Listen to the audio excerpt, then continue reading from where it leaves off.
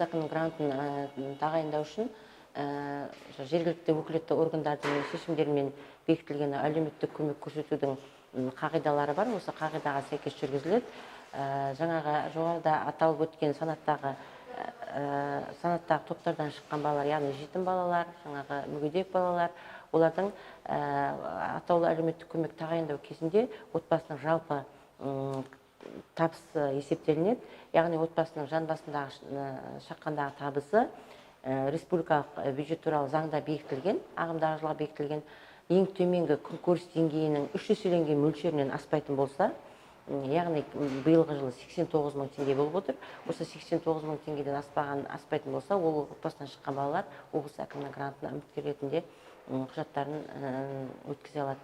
Ал енді аз қамтамасыз етілген, яғни олар жаңағы 1 баласы, 2 баласы бар, 3 баласы бар дегендей, бұл аз қамтамасыз етілген отбасыларына қойылатын критерий, ол отбасыларының жан басына шаққандағы табысы кәдімгі республикалық туралы заңда бекітілген ең төменгі күнкөріс деңгейінен аспау қажет.